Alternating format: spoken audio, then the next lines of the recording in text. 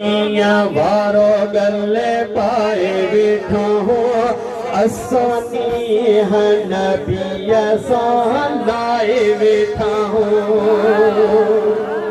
भाई मुजीबुल्लाह की दस्तार पयला चादर इनकी पांची नाए यानी कि अबे या अम्मा नहीं आतो से हां एक निस्बत सा पाती है पर यह निस्बत केड़िया मदीने वाले शायद जी सुभान अल्लाह के पाजे मुर्शिद जाओ कर्मी फकीर बैठो पाजे मुर्शिद जी चादर कीची में विझंदा हां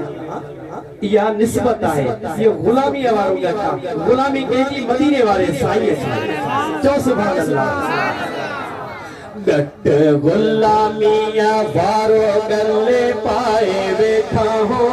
गट गुलामिया वारो गले पाए बैठा हो असानी है नबी लाए सुभान अल्लाह बैठा हो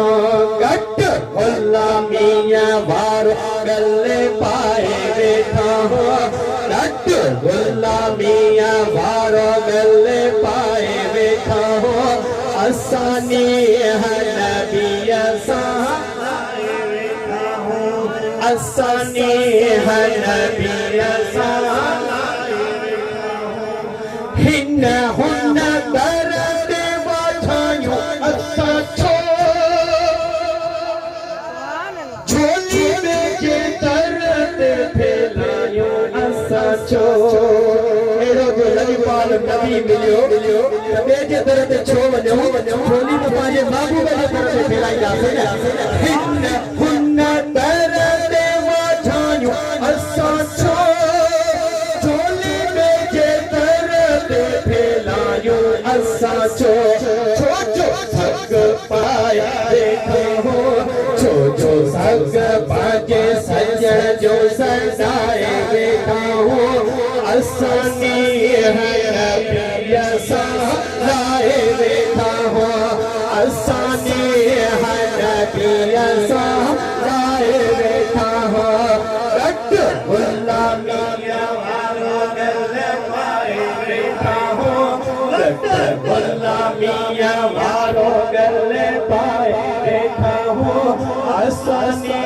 है नबी लाए बैठा हो असानी है नबी लाए बैठा हो मुस्तफा जो मिलणो मिसाली नया दे हमें एड़ो लजपाली नया पूरी कायनात इन दुनिया जे पाते दे मुझे महबूब जे मिसल नसीबो न आयो अबा कोई इंदो सुभान अल्लाह बचो सुभान अल्लाह मुस्तफा जो मिल